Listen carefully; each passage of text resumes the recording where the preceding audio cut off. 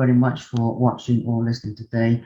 Today, I have a very special guest on this show. I'm very, very excited. Actually, I've been excited to talk to this man for quite a while since his biggest win. Today's guest, they call the Zulu Irishman or Black Mamba. Frans Mlambo is his actual name, and this man today has just won $100,000 by winning a major MMA tournament in America. 3 fights in one night, something we don't have in MMA too often these days. So he's just completed a massive win there. He trains under John Cavana. Obviously, he needs no introduction from me. At the Straight Blast Gym in Ireland, trains alongside Conor McGregor.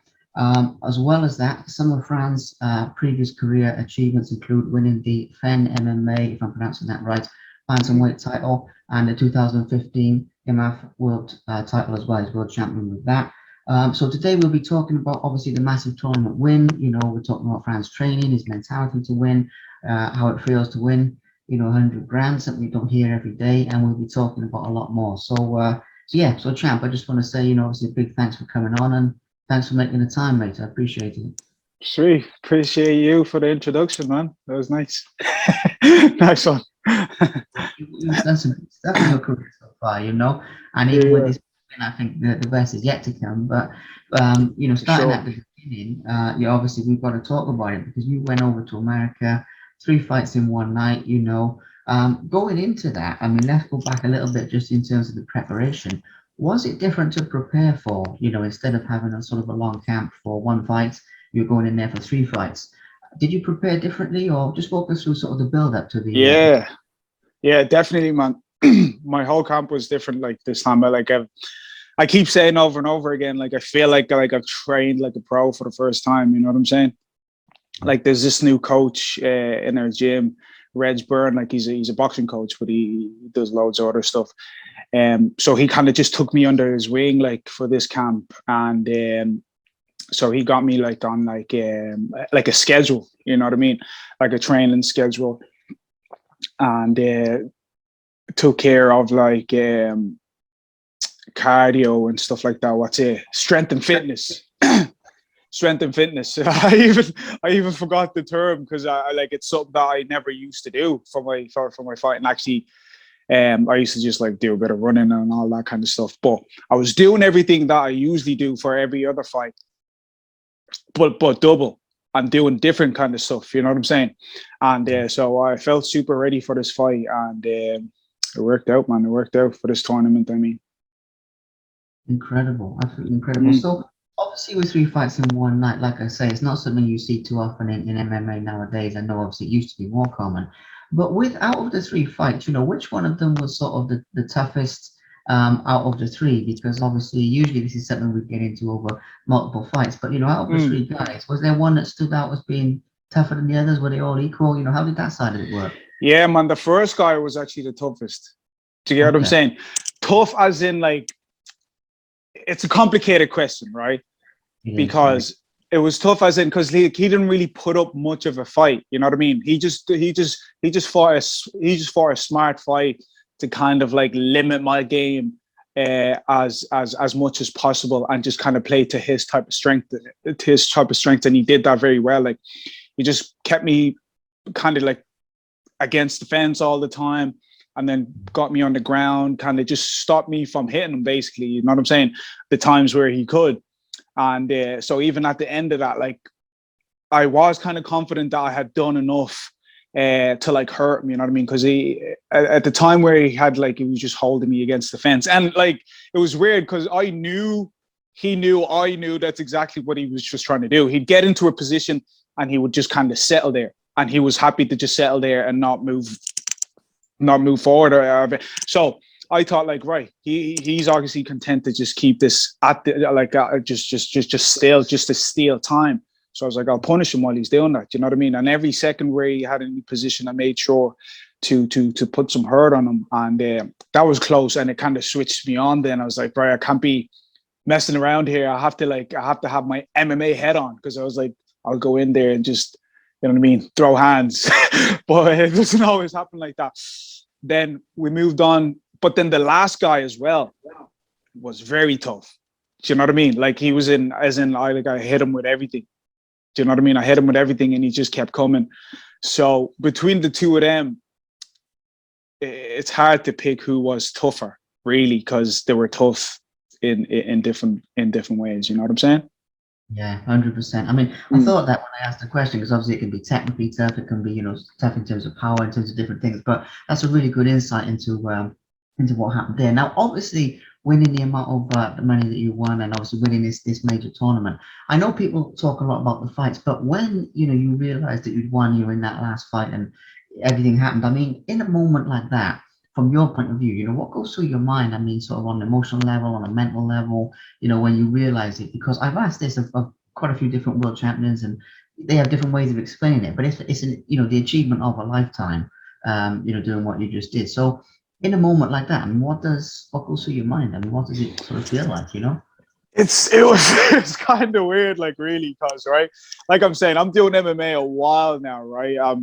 I'm 30. I'm nearly 31 in May of this year, and like I had plans, like I had different plans for where my career would be at this stage. You know what I'm saying?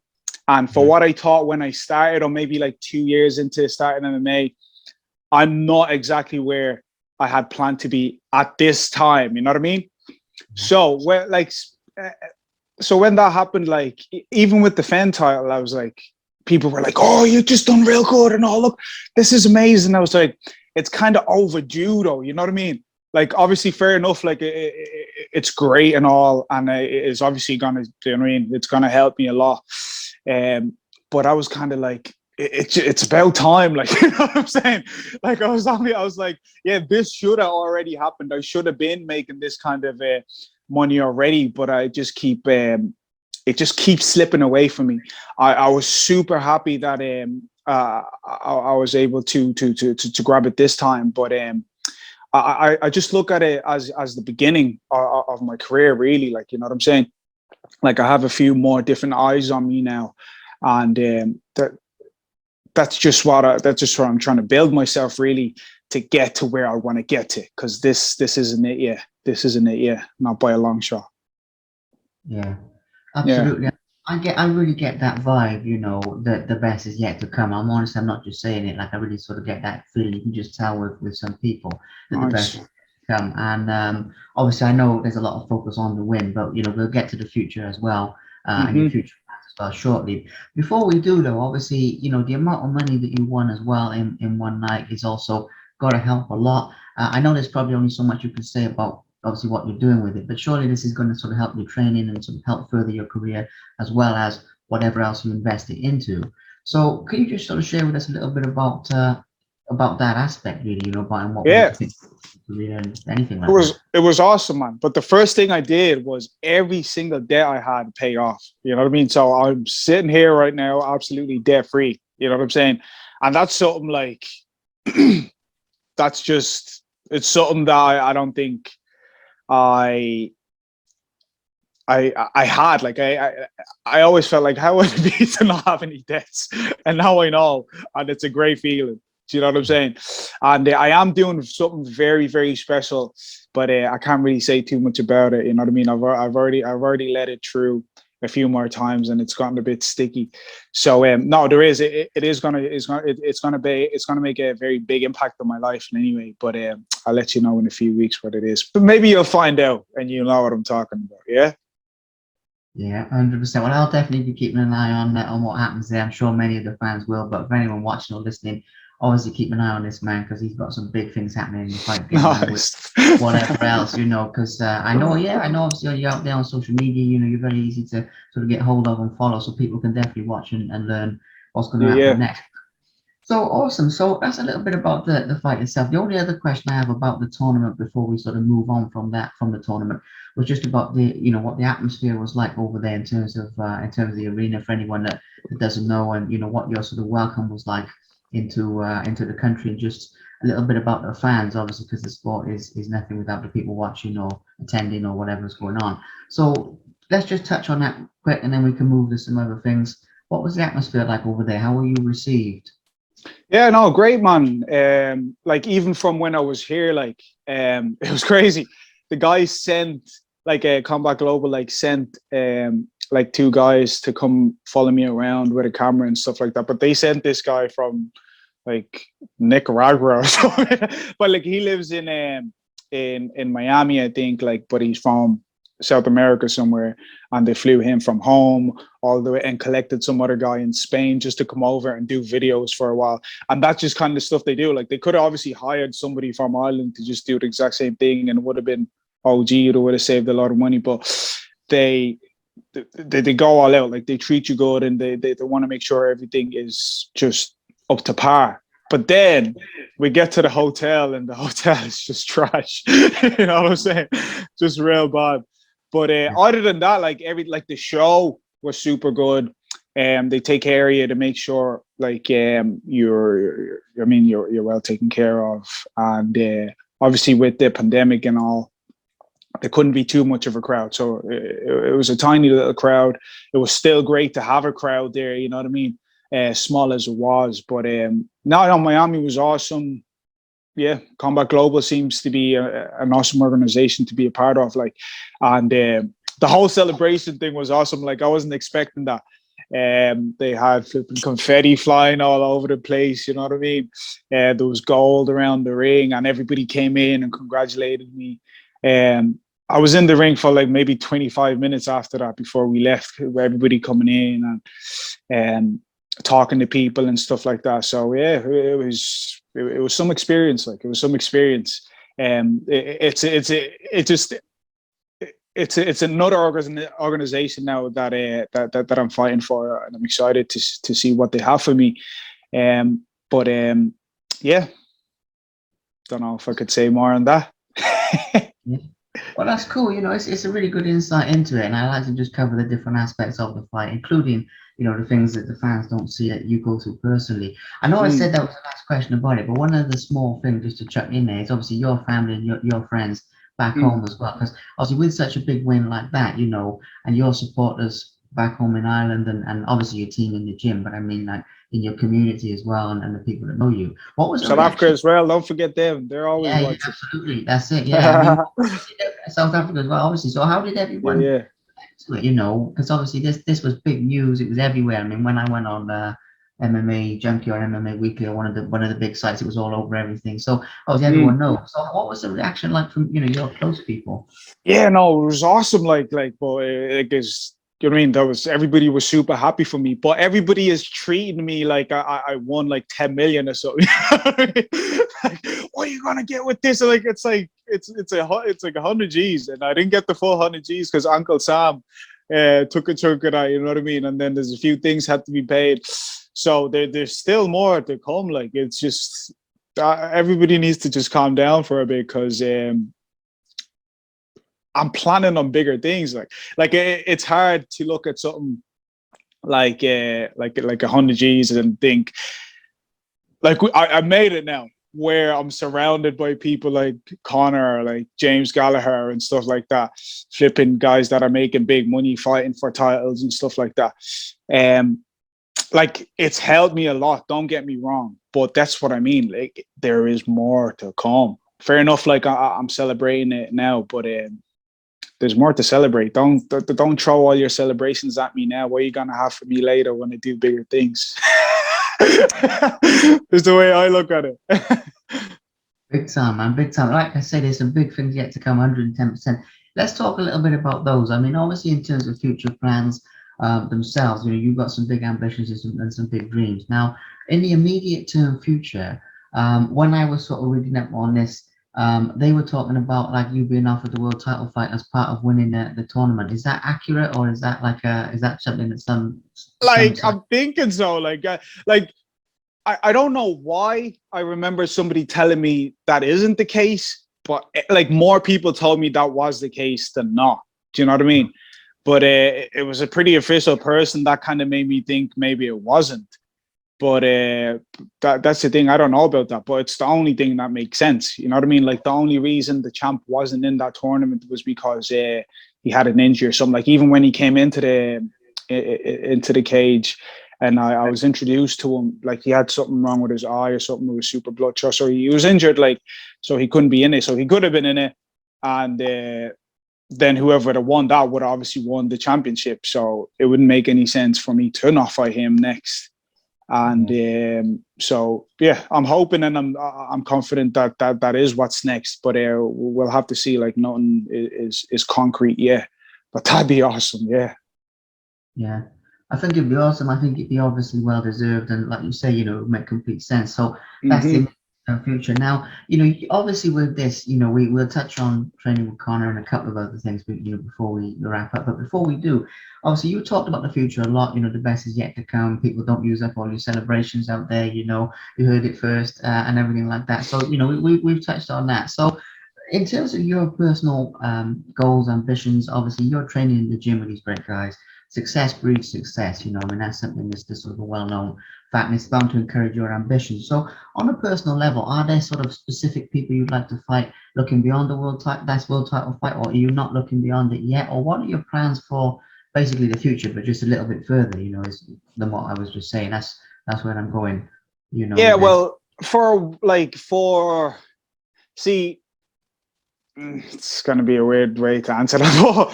For a while, like I've always wanted to fight. I always wanted to get that fight back against Ricky Banderas. And lo and behold, he's in Combat Global. Not only that, he was at the tournament as a reserve. So if anybody would have got injured, I would have possibly had a chance to fight him. That's one fight I want. Like I think that fight is like blocking my vision to any other fight I want, really, at this moment. Do you know what I'm saying? But obviously, if I'm offered the title, I'll take that. But that's one fight that I would really appreciate.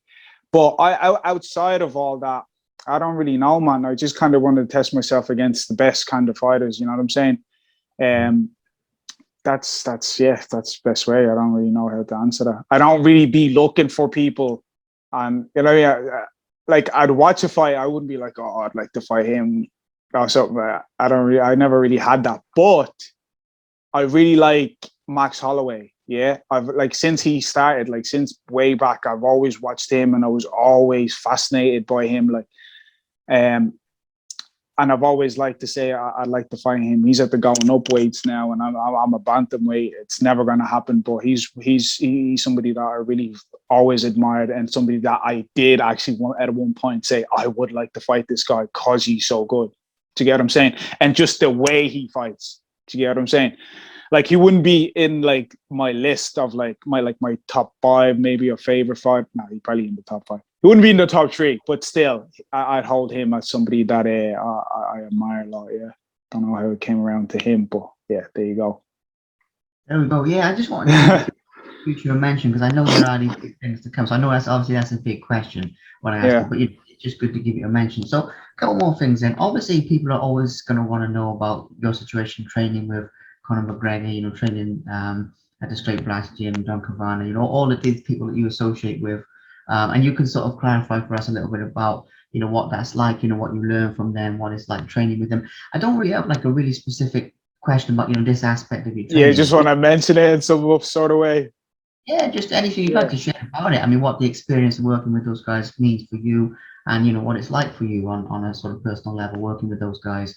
Yeah, no, it's awesome. Like the chance is awesome, right? And I think like even the way I'm feeling about like I just won 100 G's, and you know what I mean, I'm very happy about it, but I'm not like feeling like this, you know what I mean? I flipping won $1 million. I think it's because I have people like that around me that like I just inspired to do more and better. Do you know what I'm saying? Like I look at my performance there, and I just think it wasn't good enough. Do you get what I'm saying? And so it's been around these type of people that I feel it's kind of shaped my mindset, you know what I mean? In that way, like I was sparring Conor since after like 3 months of joining SPG and everybody else, like, and throughout this whole time, I was sparring all the guys. It's just me. It's not just him. It's everybody else that was there. Because I came from a boxing background, so anybody that needed somebody that was pretty fast and handy with the hands, they'd call me. You get what I'm saying? And obviously, I was kind of like the go-to guy in the club for a boxer. If anybody was fighting a striker, they'd call me in. Like, so, and I've done a few, even the Mayweather camp. I was actually part of that, and a few others. Like, but yeah, that was all like super awesome experiences. That's what I mean. Even at the time, like in 2015, me thinking 5 years forward, I was way further. Do you get what I mean? Than do you get what I mean? Because I was with these people, so it has its cons and its pros. Because, you can't celebrate too much because you know what's ahead. You get what I'm saying? But at the same time, you know, like you need to do more because you're not where you are. If that makes sense. Yeah. You know. Yeah, I totally get what you mean. I mean, this is the thing. It's a really good answer actually, because it is bound to have pros and cons. Nothing's ever black or white in life like that. And obviously, it's an awesome opportunity. But you know, it really sounds like it really fuels that hunger. It really fuels that ambition to. And one thing actually as well, right? Yeah. I find one way that it kind of backfires is like, for example, like see the few of the videos of me sparring him, where are there? They're out there somewhere, yeah. I wouldn't say leaked, but they were posted and they became pretty big. And I watched a few of the comments and stuff like that, and people would be like, "Oh yeah, he's doing good and stuff, but what is he?" And then they come look me up and they see my record and stuff like that, and they're like, "Oh, who is this guy?" and stuff. So they hold you kind of to like a higher standard, because I've done some shit in my career, but because of who you're beside and stuff like that, you're held to a higher type of thing, which can be kind of hard because you're already doing really good otherwise. Do you know what I'm saying? So that's another kind of con. But other than that, it's awesome because it's opened so many other doors that I wouldn't have probably had in some aspects. So yeah, pros and cons, my G. Yeah, pros and cons. Yeah, well, it makes a lot of sense. It does make a lot Yeah. of sense. You know, there are those quotes out there, you know, about you know, like the sort of big fish in a small pond, or the you know, the different That's concepts. it. Yeah. But with yourself, it's like it's obviously not in a small pond, but it's like these big fish altogether. But it sort of shows that contrast, you know. And I think that's really good to highlight and everything like that. I have to ask though as well. I mean, you know, with Connor in the gym and things like that, does his confidence, which you know always shows in the public eye, and having worked with these guys myself, I know they're not always as they appear in the public eye by any means. But does other aspects of, you know, his mentality to win or other things like that have been around that, does that sort of rub off on you as well, in terms of tips, techniques, you know, being around the great ones like that? Because obviously John Cavana as well, Yeah. is a great strategist. So like, you know, it does, right? It does. Like, obviously John's the main man, like he's the plan maker. Do you get what I'm saying? So you listen to what he says. But when it comes to Connor, like he's just such an enigma. You know what I mean? He's just such a thing that just flipping came out of blue and took over the world. You know what I'm saying? So it's not very realistic to really like, I mean, to like say, "Wait, that's what I want to do." Do you get what I mean? Because it's something that comes along every now and then, and it's a very special circumstance.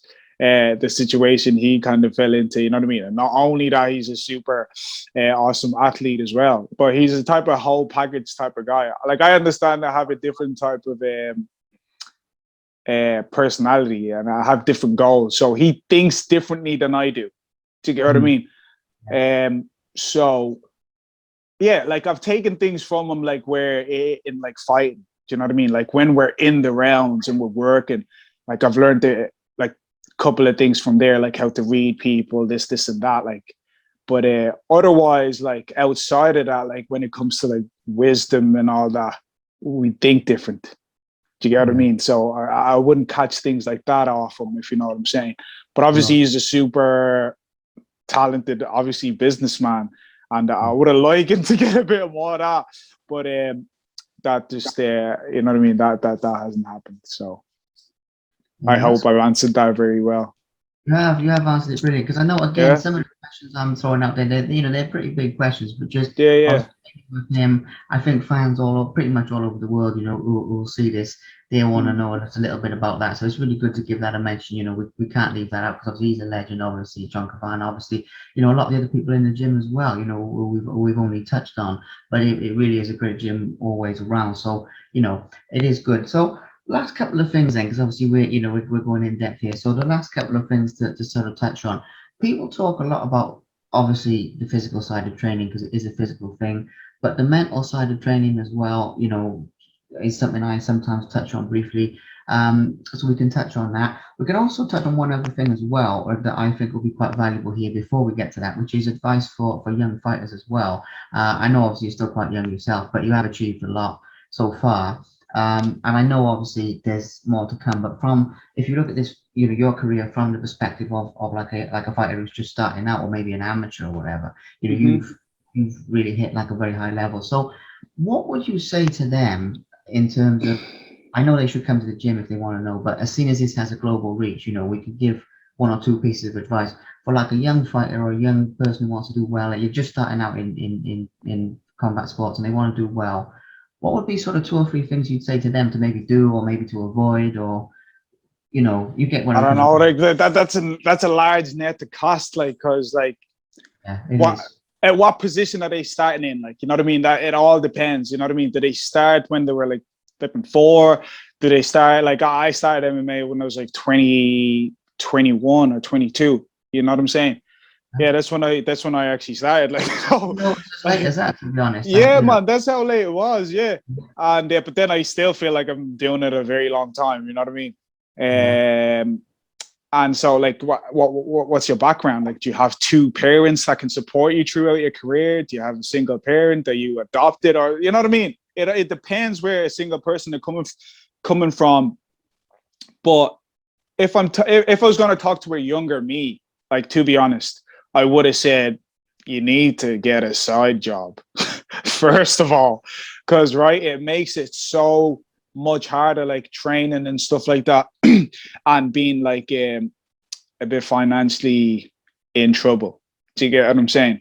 So it's a hard game to play, and especially now in Ireland, like my little brother went pro there not too long ago, but before that, like to fight as an amateur in Ireland, it's gonna cost you at least like €300 getting all like the medicals and stuff like that, and that's like at least that's how much it's costing you to just have a fight.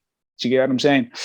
And if you're gonna have a few fights like that, that's a couple of quid, like you know what I mean. Unless you have like two parents to support you, you're gonna need to be making money one way or the other to get that going, and that affects you more than you think. Do you know what I mean? Until you're in it and until you have to get it going. Yeah, like I was lucky enough. I met my girlfriend ages, and she kind of like kept me going for a bit and stuff like that. But because like I was working and stuff, like doing different things. The last thing I was doing was landscaping, Okay. but it was something that was just too hard on your body. Like I loved it and stuff. It was awesome. But training and working, you kind of have to be smart about it. You're not going to be landscaping and doing MMA, like Yeah. work in a shop or something, get an office job or deal with something that can make that work. But I find like that's something that many fighters don't really talk about. You know what I'm saying? Like you hear people talk about, oh, don't have a plan B. That's not realistic, depending on what situation you're coming from. Like if you have two parents to support you, do your thing, you can do that. You know what I mean? You can have just one thing, but like you need a little side thing to support your career at the start, I feel. That's one piece of advice that I don't feel I hear, that I feel like I would have liked to hear. Do you get what I'm saying? No. But anything else, I think loads of other people have said. So I'll stop at that. That's good though. Yeah, it is something that's not talked about enough. 110%. Yeah. Obviously, it does make the whole journey a lot easier from that point of view. And yeah, and I feel like I didn't verbalize it as much as clear as I'd like to. But anyways, I'd like to continue. I think we get what you mean. It's very clear, because obviously you've learned lessons, and that's part of what's cool about your career as well. I mean, you've really come through the highs and the lows, to get this far, and sort of learn along the way. So that even that's valuable advice. It's it is really valuable advice. I mean, no, champ. I mean, we've covered some really good stuff here, and I know that the best is yet to come. Obviously, with what I was touching on earlier, but I know obviously right now it's just all the hype about the tournament and everything. But obviously, the best is yet to come. So obviously, I look forward to following your career. I mean, the only other thing that really, we need to touch on today a little bit is just a quick shout out to obviously your fans, your supporters, and the people that watch your fights and everything like that. Because I've sort of aimed this interview at people that know you and the people, but also the people that don't, and hopefully it's sort of toggle both. Of some people, this will be like their first sort of exposure to who you are and what you do, and some people have probably been following you for years or whatever. So nice, yeah. The latter group of the people who sort of been good loyal fans or whatever, any of them are watching this, what would you say to them? What were some piece of words that you sort of give to them? Yeah, like I said, like, you know what I mean? Anybody that's been watching me, like, I've gone through, like, you know what I mean, mountains and stuff like that. But yeah, but I really do feel like my performance there wasn't exactly what I'm able to bring to the table. You know what I mean? So if anybody watches that tournament and thinks, is this Frans Mlambo? It is not by any means. You know what I mean? I have so much more to give, I feel like. And people that I train with, people that are close to me, see and tell me like what I have. And I just need to show that at the right time. And yeah, there's more of me to come. Like, I'm only starting. Like, I'm 30 and stuff. It sounds like I'm old, but I feel like like I'm just getting my like I'm just getting my gears going. So yeah, just look out for me. I'm coming hard, man. Good. All right then. Well, like I said to our viewers and listeners, at the beginning, everybody, please do keep an eye on Frans. He's obviously already done some big stuff. He's got a lot more big stuff yet to come. He's out there on social media, Instagram, Facebook, everything. So plus, one more thing, I am the owner of the biggest flipping trophy on the planet, apparently. Really? So that's cool. So yeah, I'm like that.